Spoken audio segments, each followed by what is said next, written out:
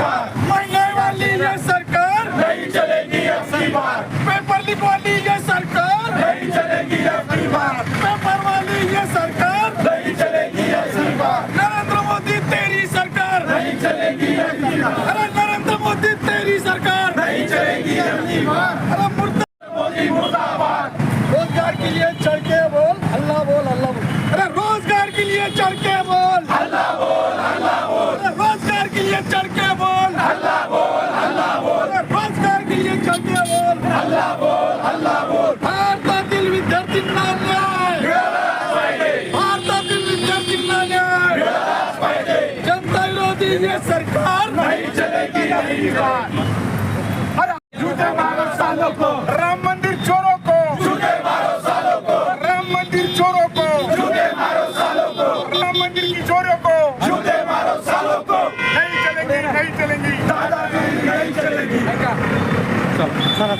GST घोटाळा करणाऱ्यांचं करायचं काय खाली मुंडकं वर पाय, GST घोटाळा करणाऱ्यांचं करायचं काय खाली मुंडकं वर पाय, पेपर घोटाळ्याचं करायचं काय खाली मुंडकं वर, धर्मेंद्र प्रधान नरेंद्र मोदी नरेंद्र मोदी नरेंद्र मोदीचं करायचं काय खाली मुंडकं वर पाय, केंद्र सरकारचं करायचं काय खाली मुंडकं वर पाय, राज्य सरकारचं करायचं काय खाली मुंडकं वर पाय, दादा भुसेंचं करायचं काय खाली मुंडकं वर पाय, देवेंद्र फडणवीसचं करायचं काय खाली मुंडकं वर पाय, नहीं चलेगी नहीं चलेगी दादागिरी नहीं चलेगी, अल्लाह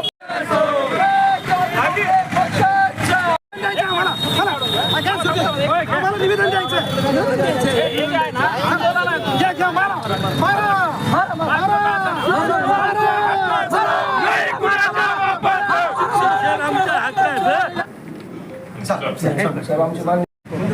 राष्ट्रवादी काँग्रेस पक्ष शरदचंद्रजी पवार साहेब या पक्षाच्या वतीने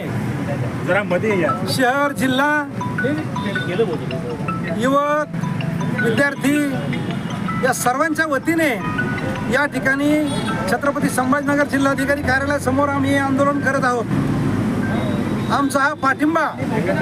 जे दिल्लीमध्ये आंदोलन चाललंय जंतर मंतरवरती आणि अनेक दिवसापासून तिथं उपोषण चाललं, पोलिसांनी लाठीचार्ज केला आता पोलिसांनी तिथं विद्यार्थ्यावरती आंदोलनकर्त्यावरती लाठीचार्ज केला। त्याचा या ठिकाणी आम्ही पक्षाच्या वतीने सर्व नेत्याच्या वतीने जाहीर निषेध करतो आणि या ठिकाणी या सत्ताधाऱ्यांची जी काही दादागिरी चालली आपण पाहिले असेल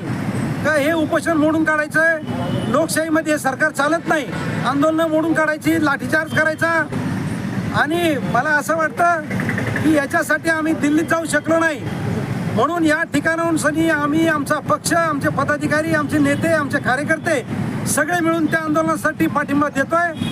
आणि सरकारने ह्या ज्या काही मागण्या असतील विद्यार्थ्यांच्या संदर्भात असतील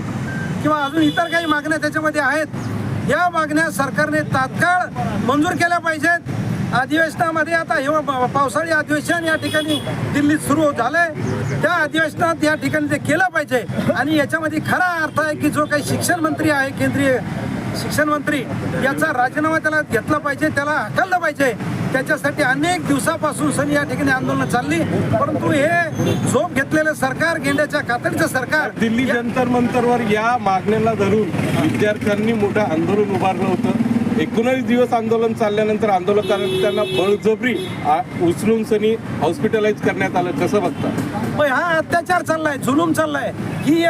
देशामध्ये राज्यामध्ये लोकशाही राहिली नाही। इथे हे जे चाललंय की त्यांना उचलून नेलं, तुमचं आंदोलन मोडायचा प्रयत्न केला तर हेच बळावरती, पोलीस बळावरती, मिलिटरीच्या बळावरती या ठिकाणी हे सगळा कारभार हे सरकार करत आहे। परंतु एक ना एक दिवस निश्चितपणाने या ठिकाणी यांनी जर हे चांगले निर्णय घेतले नाही, लोकहिताचे निर्णय घेतले नाही तर मला असं वाटतं की आता हळूहळू जनता रस्त्यावर उतरायला लागली आणि याचा अत्यंत वाईट परिणाम या सरकारला भोगावा लागेल। साहेब, भारत हुकुमशाहीकडे वाटचाल करतो असं वाटतंय का? हुकुमशाही चालूच आहे, वाटचाल चालली नाही, हुकुमशाही ही चालूच आहे परंतु आम्ही त्यांची हुकुमशाही चालू देणार नाही। आम्ही सगळी तयारी ठेवली, जेलमध्ये जायची तयारी ठेवली, लाठ्या काठ्या खायची तयारी ठेवली आणि या देशातली, राज्यातली गोरगरीब जनता, विद्यार्थी, युवक, उद्योजक हे सगळे लोक, शेतकरी सगळे त्रस्त आहेत। आणि त्याच्यामुळे कोणत्याही प्रकारचं आंदोलन करण्यासाठी आम्ही कोणीही मागं पुढे धासणार नाही. लोकसभेचं अधिवेशन सुरू होतं, याच्या पडसाद तिथे उमटणार का? लोकसभेत 100% त्याचे पडसाद तिथं उमटणार आहेत. आणि हे जर तिथं हे आंदोलन त्यांनी जर आता हे मागण्या मान्य केलं नाही तर या अधिकाधिक आंदोलन आता तीव्र होत जाईल. धन्यवाद.